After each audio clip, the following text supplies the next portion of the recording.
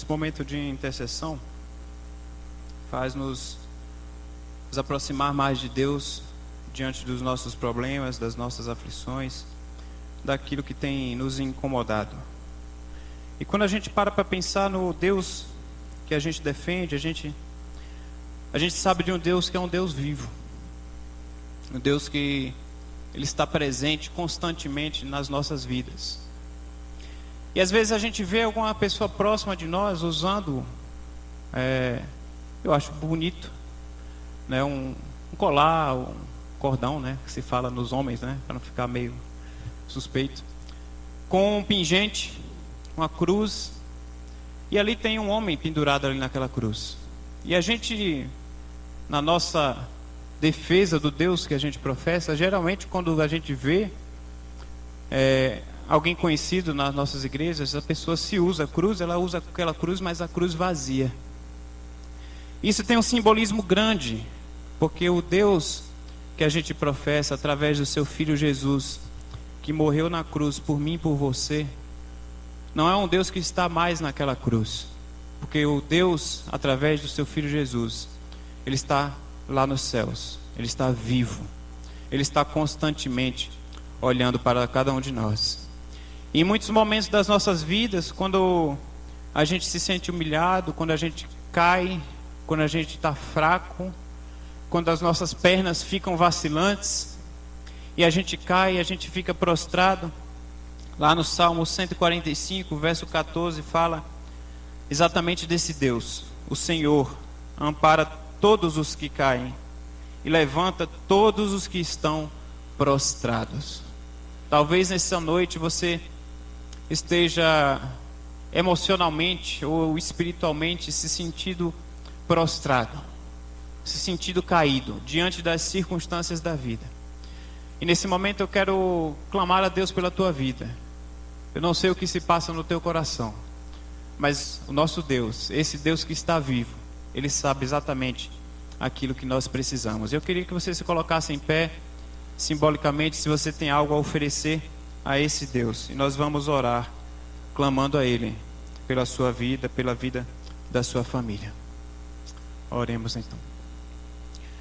Deus e Pai amado, clamamos a Ti, Senhor, porque nós sabemos que Tu estás vivo, ó Deus. Clamamos a Ti, ó Pai, porque sabemos que nada foge ao Teu controle. Nós clamamos a Ti porque nós sabemos, ó Pai, que tudo colabora para a Tua vontade, ó Deus. É difícil entendermos algumas vezes, Senhor, porque os problemas nos sufocam, nos angustiam, tiram a nossa paz, fogem ao nosso controle, fogem ao entendimento da nossa razão. Mas nós estamos aqui diante de Ti, simbolicamente, nos colocando diante de Ti, diante do Teu altar, aos Teus pés, ó Pai, clamando, Senhor, para que cada situação das nossas vidas sejam resolvidas, que portas podem ser abertas, ó Pai, que situações podem ser mudadas de acordo com a Tua vontade, Senhor. Acalma os nossos corações, ó Pai. Seja, ó Pai, com cada família aqui que está angustiada nesta noite, Senhor. Que nós possamos ouvir a Tua voz, que nós possamos sentir o Teu Santo Espírito, em nome de Jesus. É isso que eu te peço e te agradeço, desde agora e para sempre. Amém. Deus abençoe os irmãos, podem se assentar. Hoje pela manhã compartilhei com os irmãos em uma carta do apóstolo Paulo. Foi a segunda carta que ele escreveu para a mesma igreja. Diante daquela situação da primeira carta aos Coríntios, o apóstolo Paulo ficou sabendo das situações que aquele povo ali, as suas ovelhas, né, estavam passando, as situações que estavam enfrentando. E o apóstolo Paulo ficou sabendo das notícias e se sentiu desafiado em Deus em escrever a primeira carta lá às suas ovelhas em Coríntios. Depois de um certo tempo, o apóstolo Paulo, ele ficou sabendo agora ainda de situações diante da comunidade ali inserida, mas ele também ficou sabendo de situações que já envolviam até o nome dele, já envolviam até a sua pessoa, e a palavra que ele estava pregando tinha até perdido um pouco a credibilidade. E algumas pessoas estavam falando em relação ao nome dele. E tem um versículo aqui que eu quero compartilhar com os irmãos inicialmente, que está inserido no capítulo 4, verso 17. Quando o apóstolo Paulo está relatando essas situações, preparando os corações de cada um das suas ovelhas ali naquela situação. E nesse contexto ele escreve em 2 Coríntios, capítulo 4, o verso 17. 2 Coríntios 4, verso 17. Ele escreve um versículo que particularmente fala muito ao meu coração. Ele fala: pois os nossos sofrimentos, leves e momentâneos, estão produzindo para nós uma glória eterna que pesa mais do que todos eles. Vou repetir. Pois os nossos sofrimentos, leves e momentâneos, estão produzindo para nós uma glória eterna que pesa mais do que todos eles. Oremos. Senhor Deus e Pai, fala aos nossos corações, Senhor. Que nós possamos, neste momento, ouvir a Tua voz, Senhor. Que nós possamos sentir o recado que Tu tens para os nossos corações. E que nós possamos nos sentir desafiados a agir de maneira diferente, talvez, da forma como estamos vivendo, Senhor. Que nós possamos sentir a cada dia que vale a pena Te servir, Senhor. Sentir que vai valer a pena cada dia mais. É isso que eu Te peço, em nome de Jesus. Amém. Imaginem o apóstolo Paulo, um homem que teve a vida que ele teve, e talvez você tenha algum calo no seu sapato, figuramente falando, de alguma pessoa que não quer saber do Evangelho. Talvez seja aquele seu colega de trabalho, para quem não tem o privilégio de trabalhar no ambiente cristão.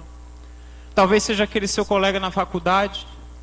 Talvez seja aquele teu vizinho abençoado, que ele acha que gosta de música, mas o que ele gosta mesmo é de funk, né? E funk não é música, né?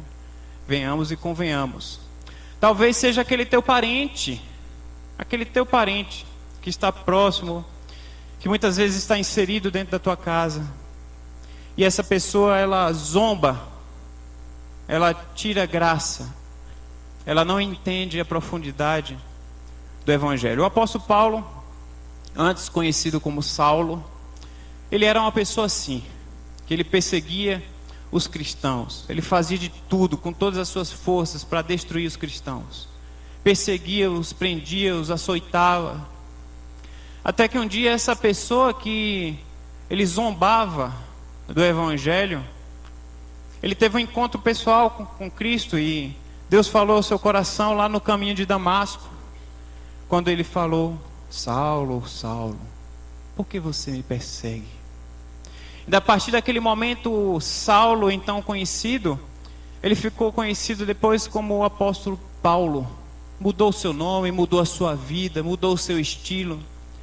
E agora, de perseguidor do Evangelho, ele começou a ser, então, perseguido por causa do Evangelho. A vida dele mudou totalmente de rumo. E agora, diante do contexto em que a carta que ele escreveu, diante dos vários textos que ele, inspirado por Deus, ele deixou registrado para nós. Diante desse contexto de 2 Coríntios, da segunda carta aos Coríntios, o apóstolo Paulo está inserido, através dessa vida transformada que ele teve, uma vida renovada por Deus. Talvez uma vida que ele achou que ia ser uma vida de tranquilidade, uma vida de paz, uma vida de sossego, como alguns de nós achamos, como alguns de nós comentamos, como alguns de nós vivenciamos, e a gente fala: poxa, eu achei que quando eu me tornasse cristão eu ia ter uma vida mais tranquila. E C.S. Lewis fala que, definitivamente, se você quer uma religião tranquila, não escolha o cristianismo. Porque o cristianismo, ele não é uma religião que ele vai te trazer tranquilidade de uma forma constante. Porque nós somos desafiados a cada dia por essa palavra. E na situação que o apóstolo Paulo escreveu essa carta, dos assuntos que estava ali inerente, inserido dentro dessa carta, era o próprio nome dele. A palavra dele tinha meio que perdido a credibilidade diante de pessoas que achavam que ele estava pregando em seu próprio nome, e não pregando mais em nome do Senhor. E ele escreveu essa carta, começou a trabalhar novamente com aquele povo, que era um povo complicado, um povo teimoso, um povo muitas vezes relacionado de formas promíscuas, como a gente viu lá no domingo passado, na primeira carta aos Coríntios. E dentro desse contexto, novamente, o apóstolo Paulo, ele foi trabalhar, e às vezes, de uma forma mais dura, trabalhar na vida daqueles irmãos. E diante dessa situação, ele vai relatando até que ele chega nesse verso 17 que nós lemos, falando dos sofrimentos. E os sofrimentos, quando ele fala, ele está inserindo o sofrimento dele, a dedicação que ele tinha ao evangelho, a ponto de agora o nome dele está sendo difamado, o nome dele está dando ibope. Como a minha sogra fala assim, o nome dele está em pratinhos. Não sei o que ela quer dizer com isso, mas vocês entendem o sentido. E era essa situação que o apóstolo Paulo ele estava vivendo. E nesse contexto, eu quero falar para os irmãos, refletir nessa noite, dizer para cada um de vocês nessa noite, que mesmo diante dos nossos sofrimentos, mesmo diante da situação que a gente vive muitas vezes, mesmo diante de situações que nos desanimam, vai valer a pena.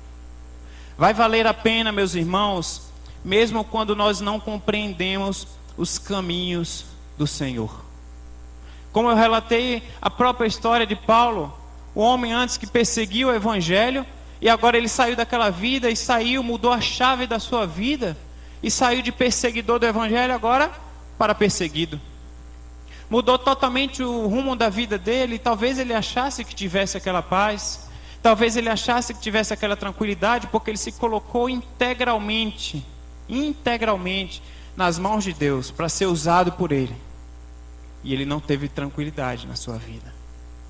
A sua vida não veio cheio de um mar de rosas. As rosas apareceram no seu caminho, mas também apareceram muitos espinhos na sua vida. Apareceram tantos espinhos na sua vida, que ele chegou a afirmar que ele tinha um espinho na carne, que até hoje a gente não sabe exatamente o que significa. Mas a gente sabe que alguma coisa de bom não era, porque era um espinho. E o espinho incomoda. Vai valer a pena, mesmo quando nós não compreendemos os caminhos do Senhor. A nossa vida cristã, a nossa vida de intimidade, de relacionamento com esse Deus que a gente defende, com esse Deus que o apóstolo Paulo mudou a sua vida, vai valer a pena, mesmo sem compreender os caminhos que nós vivemos. Quantos irmãos aqui, se a gente tiver a oportunidade de conversar, do mais jovem ao de mais idade, tenho certeza absoluta que tem a sua história de intimidade com Deus, a sua história de que sentiu Deus de perto, de sentiu o agir de Deus naquele momento de dificuldade, naquele momento de dor, naquele momento de luto, naquele momento de desespero das nossas vidas, sem a gente compreender. Depois a gente vai entender que vai valer a pena seguir a Jesus. Sempre vai valer a pena, mesmo sem compreender esses caminhos, como foi com o apóstolo Paulo. Talvez durante toda a sua vida, talvez humanamente ele tivesse até mais entendimento antes de se converter do que depois. Porque depois que ele se converte, Deus atua na sua vida, trabalha, e ele começa a sofrer. Antes ele fazia os outros sofrer, mas agora ele estava sofrendo, mas era um sofrimento prazeroso, porque ele estava sofrendo em nome de Cristo. Ele estava sendo usado por Deus, e ele sabia no seu íntimo, ele sabia na sua proximidade, ele sabia na sua intimidade, na amizade que ele tinha, do relacionamento que ele tinha com Deus, que valia a pena ter esse estilo de vida, mesmo muitas vezes sem compreender os caminhos do Senhor. Talvez nas nossas vidas, como a gente sempre vê aqui no momento de intercessão, e que a gente comenta, e que de fato eu como pastor, às vezes eu sei da situação de alguns irmãos que estão vivendo, sei que alguns irmãos estão enfrentando algum tipo de enfermidade, sei que alguns irmãos estão batendo a porta do emprego, distribuindo o currículo, quase que panfletando o currículo, e as portas não se abrem. Mas mesmo eu como pastor da igreja não sei integralmente, não sei na intimidade, na proximidade, o que exatamente se passa no coração de vocês. Mas Deus sabe exatamente o que se passa nos corações de vocês.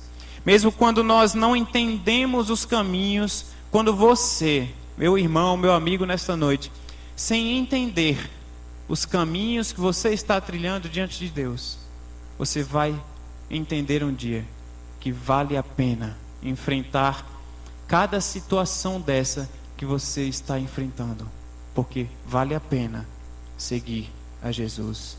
Vai valer a pena, meus irmãos, vai valer a pena a gente vislumbrar o dia que a gente vai se encontrar com o nosso Deus. Então, diante dessa realidade, eu quero dizer para você não desanimar. Diante dessa realidade, com toda a dificuldade que você vive, eu quero falar para você que você não pode desistir.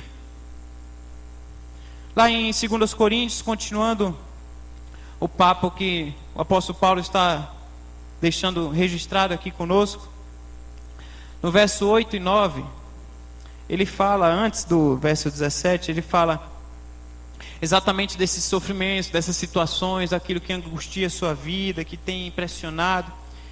Ele fala no verso 8 e 9, 2 Coríntios 4, 8 e 9: de todos os lados somos pressionados, mas não desanimados. Ficamos perplexos, mas não desesperados. Somos perseguidos, mas não abandonados. Somos abatidos, mas não destruídos. Talvez nessa noite você se sinta como o apóstolo Paulo quando escreveu, quando deixou o registro dessa carta. Talvez você hoje nessa noite se sinta pressionado por alguma situação. Talvez você se sinta desanimado por alguma situação. Talvez nessa noite você se sinta perplexo, você se sinta perseguido, abandonado. Mas o Deus que nós professamos, o Deus que nós defendemos, é esse Deus que não está pendurado num madeiro, mas esse Deus que está vivo.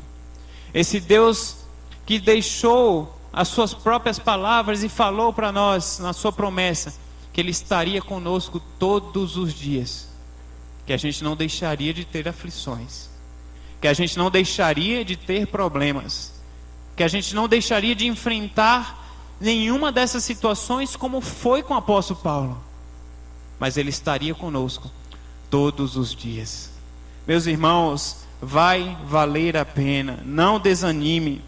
Esse poder, ele vem de Deus e não vem de nós. Esse poder vem do nosso Deus atuando nas nossas vidas, nos dando condições, nos dando forças, nos dando capacidade de nós nos levantarmos, porque é Ele quem nos tira do chão quando nós estamos caídos, quando nós estamos prostrados.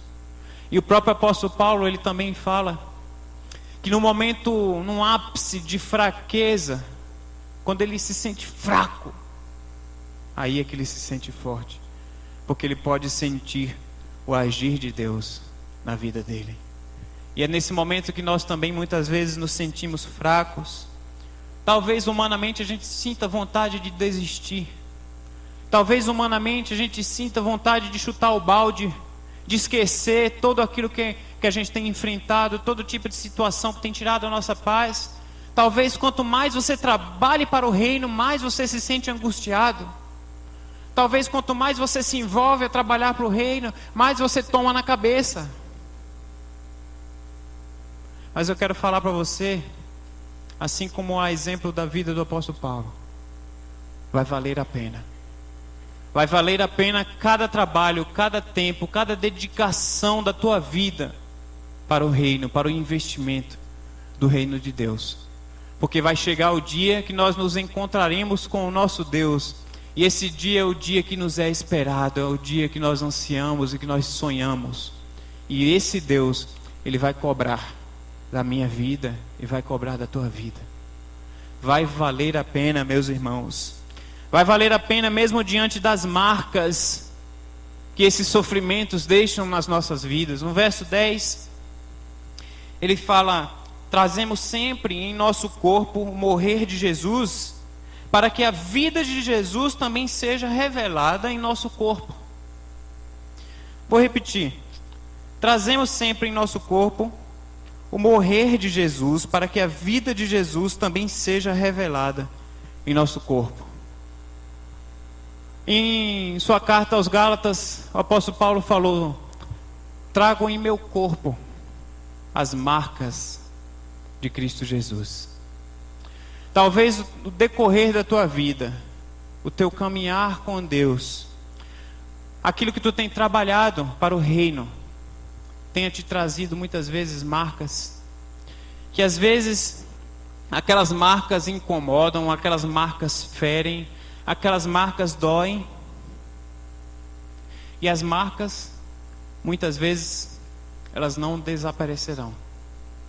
As marcas, muitas vezes, quando a gente, talvez, como eu tenho, talvez você tenha uma marca lá da infância, e eu tenho um corte grande aqui na perna, que eu estava andando de bicicleta e caí em cima de um carrinho de mão enferrujado, e rasgou a minha perna aqui, eu com medo escondi da minha mãe, e não fui, né?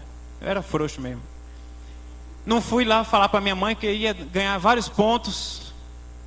E eu escondi, fiz um curativo lá, escondi, ficou lá. Quando ela descobriu, já estava cicatrizando, não adiantava mais fazer ponto nenhum e ir para o hospital. Mas isso fez com que ficasse a marca até hoje. E quando eu me lembro, quando eu olho para esta marca, quando eu olho para ela, eu me lembro da situação, como foi. Mesmo há alguns anos atrás, né? Alguns poucos anos atrás, lógico, né? Talvez na sua vida você tenha uma marca dessa, e seja a mesma coisa na tua vida. Quando você enxerga aquela marca no teu corpo, você lembra do sofrimento, você lembra da dor, você lembra que você chorou, você lembra que as lágrimas escorreram e molharam a tua face, porque doeu, te fez sofrer. As marcas, muitas vezes, elas não desaparecerão, mas vai valer a pena mesmo diante dessas marcas, porque as marcas, elas nos relembram o passado, mas as marcas, diante das feridas da vida, elas nos fazem crescer e ter um relacionamento maior com Deus. E como o apóstolo Paulo fala aqui, sempre a marca do corpo do morrer de Jesus, para a vida de Jesus também ser revelada em nosso corpo. Parece que quanto maior a marca, parece que quanto maior o sofrimento, maior a glória de Jesus pode ser revelada na tua vida e na minha vida. É meio que como aquela atração dos opostos. Quando a gente fala, essa torneira está meio aberta ou meio fechada? Depende do oposto. Os opostos se atraem, né? A gente sabe que muitas mulheres loiras gostam de um negão. Às vezes uns brancos gostam de uma negra também, né, Wesley? Tem essa proximidade dos opostos. E quanto mais os opostos se juntam, mais a gente consegue ver o quanto eles são opostos. Quanto mais o sofrimento da nossa vida, maior vai ser a glória de Jesus diante dos nossos sofrimentos. Eu lembro do exemplo que eu já falei aqui de ilustração, que o pastor Cleverson falou aqui no dia de missões. Ele falou lá daquele dia que na Pérsia, Novo Testamento persa, vocês lembram dessa ilustração?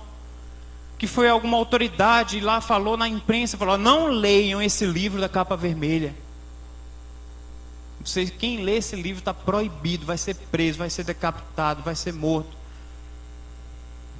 E os missionários ficaram preocupados. Mas qual foi o resultado daquilo? Todo mundo no outro dia queria procurar esse livro da capa vermelha.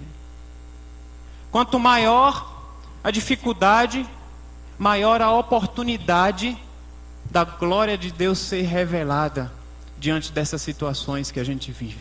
Assim foi na vida de apóstolo Paulo, e assim pode ser na tua vida, meu irmão.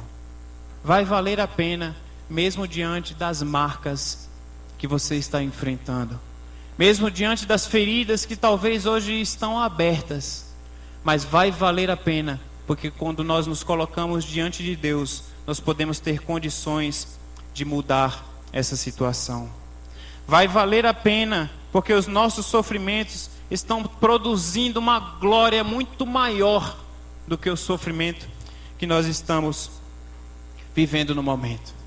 Aí eu volto agora lá para o verso 17, nosso verso chave, que o apóstolo Paulo fala diante dessas situações, de tudo isso que está angustiando o coração, a alma, a vida dele como um todo. E talvez ele clamasse a Deus e falasse: Senhor, quanto eu estou sofrendo, por que estão me caluniando? Por que estão falando no meu nome, que eu estou fazendo isso e aquilo, pregando em meu nome, eu prego em teu nome. E ele foi tentar escrever uma carta, não com luva de pelica, mas ele escreveu com palavras indo na jugular das pessoas que ali recebiam aquela carta. E diante dessa situação, desse contexto, ele fala exatamente o verso que nós já lemos: pois os nossos sofrimentos leves e momentâneos estão produzindo para nós uma glória eterna que pesa mais do que todos eles. Quando a gente lê esse versículo, talvez você escute, talvez você nunca tenha parado para pensar na profundidade, talvez até na forma irônica, como o apóstolo Paulo coloca esse versículo. Os nossos sofrimentos leves e momentâneos. Uma pessoa que está falando aqui é uma pessoa que sofreu pouco. Um pouco do que ele sofreu, ele deixou relatado na mesma carta de 2 Coríntios, no capítulo 11, a partir do verso 24. Você pode acompanhar aí. Só um pouco do que ele sofreu, essa mesma pessoa. 5 vezes recebi dos judeus 39 açoites. Quem é bom de matemática já dá para calcular aí quantos açoites ele recebeu. 3 vezes fui golpeado com varas, 1 vez apedrejado.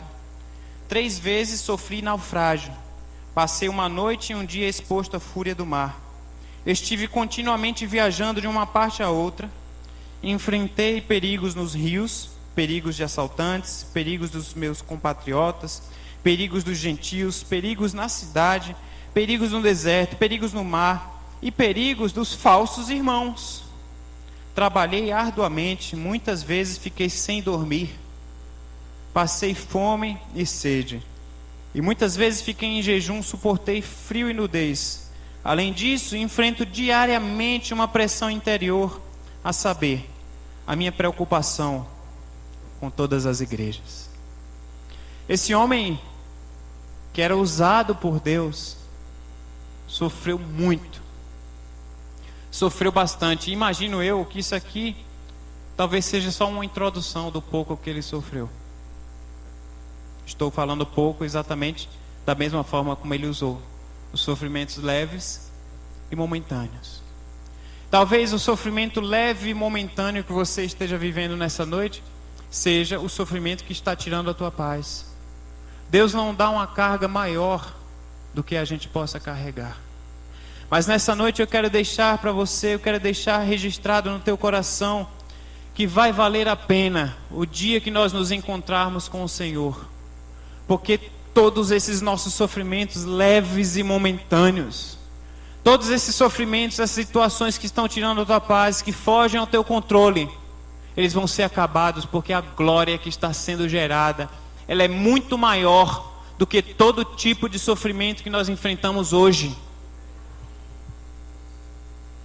A glória do nosso Deus, ela é muito maior do que o sofrimento que nós enfrentamos hoje. É uma glória eterna que ela não se compara com os sofrimentos que nós enfrentamos. E aí a palavra acaba aqui no capítulo 4, verso 18, verso logo seguinte a esse que nós estamos destacando dos sofrimentos. O apóstolo Paulo fala: diante dessa situação, diante dessa realidade, ele fala assim: fixamos os olhos não naquilo que se vê, mas no que não se vê. Porque o que se vê é transitório, mas o que não se vê é eterno. Aquilo que você está vendo hoje, aquilo que você está enfrentando hoje, é aquilo que está diante de você, e é aquilo que os teus olhos conseguem enxergar. Porque na nossa limitação humana a gente não consegue enxergar o amanhã. Na nossa limitação humana a gente não consegue entender os porquês da vida. Essa semana teve um casal de amigos nossos, Ivanildo conhece, que teve o seu carro furtado, roubado, sem seguro, um bem material. E eu falei para eles, olha, eu sei o que é isso. E às vezes a gente fala isso para a pessoa, mas a gente não viveu aquela situação. A pessoa fala, você não sabe nada. Não, eu sei porque eu tive um carro roubado também sem seguro. E a gente vive uma crise tremenda, talvez não necessariamente pelo bem material, talvez também, porque nós somos humanos e somos limitados e a gente pensa nisso. Mas a nossa crise maior é ficar tentando entender os porquês. Fala, Senhor, mas por que comigo? Por que eu que sou um trabalhador, eu que sou honesto, eu que sou íntegro, eu que sou um cristão? E a gente fica dialogando com Deus sem entender as situações que a gente vive. E diante de situações semelhantes, a gente coloca o nosso Deus à prova. E a gente faz esse diálogo com Deus. Senhor, por que as pessoas estão conquistando as coisas e eu não estou conquistando? Por que as pessoas não estão enfrentando essa enfermidade e eu estou enfrentando? Por que as pessoas não estão enfrentando essa crise conjugal que eu estou enfrentando? Por que outras famílias não estão enfrentando os problemas que eu estou enfrentando com o meu filho, com a minha filha ou com os meus filhos?